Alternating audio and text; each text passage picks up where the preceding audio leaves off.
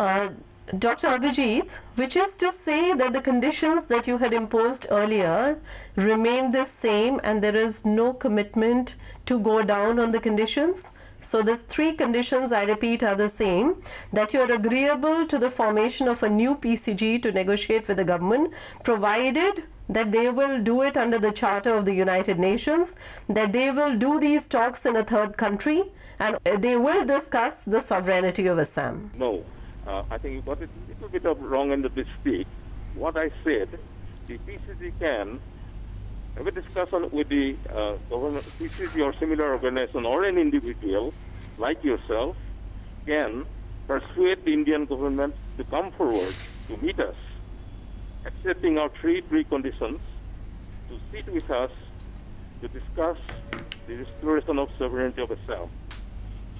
That is all, and nothing else. But this is the same position that has been going on for the last 3 decades. Don't you think that it's time for you to step down on these conditions? Right. If I could remind you, yes, we indeed did so. We thought that the Indian government was sincere to restore the sovereignty of Assam. So to make things a bit easy for Indian government, we actually dropped 2 preconditions, except the third one, which was this restoration of sovereignty of Assam. But over all these years, and you have been seeing what's going on, the so-called talk you mentioned with the previous chairman of the organization. Therefore, we felt that the Indian government doesn't have the sincerity of discerning the true values that's put forward in our condition. One condition left over. Therefore, we have reimposed those conditions. And I am sure you'd understand that this message should be very loud and clear this time, and the Indian government or the administrative process respects them. Dr. Abhijit, don't you think that a collective push by both the factions of Ulfa would be a much better opportunity for you to bring peace to the people of Assam? I mean, right now there is one faction which is talking to the government of India.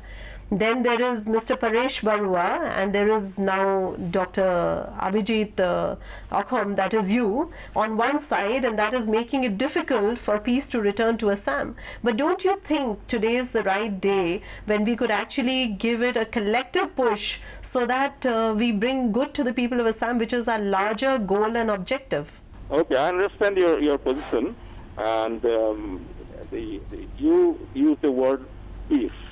The simple word peace doesn't reflect the aspirations of the majority of people of Assam, which is restoration of sovereignty of Assam. And this struggle has been ongoing since Assam lost its independence. So therefore, in my organization's view, that's which has been formed over the last 34 years, it's not an overnight view, that only way of bringing peace, prosperity, progress to Assam is restoration of sovereignty of Assam. And for that, as I told you before, it can be any group, any party, any person who can take the charge of bringing the Indian establishment to my organization with accepting our preconditions. And only issue on the table will be restoration of sovereignty of Assam. The shadow of Ulfa still continues to loom large on Assam's political landscape.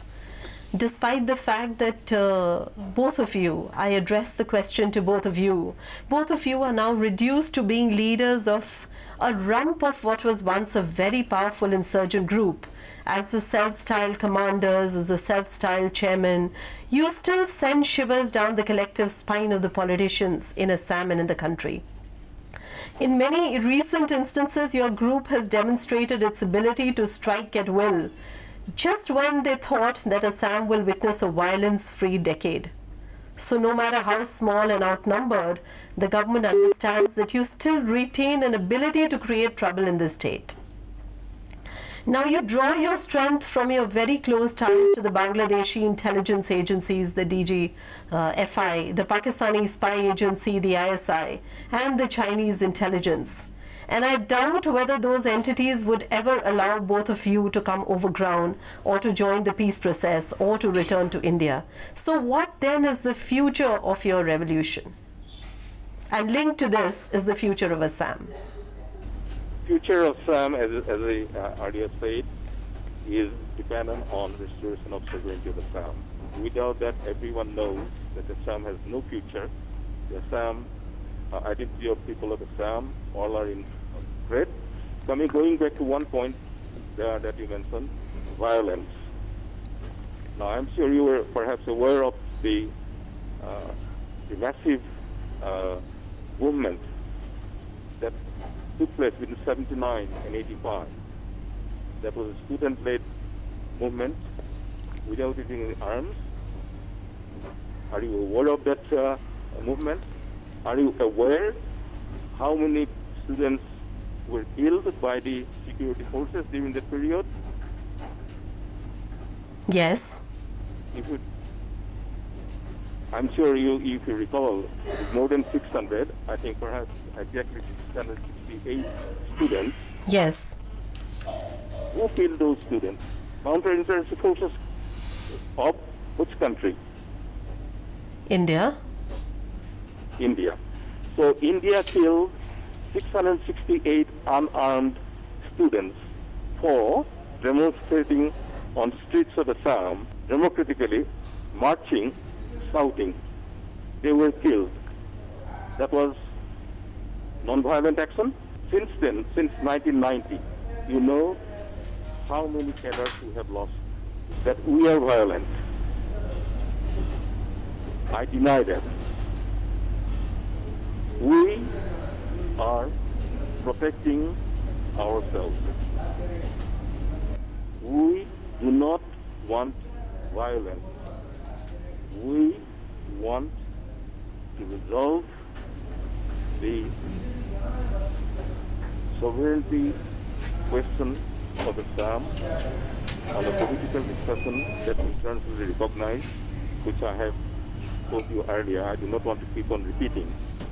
So therefore, bringing the foreigners into the equation is really pointless.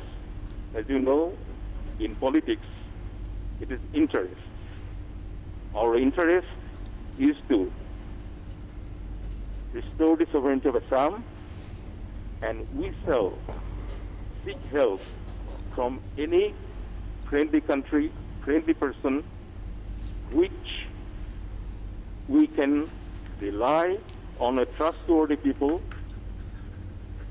without damaging the interest of Assam and stopping our path in regaining our sovereignty.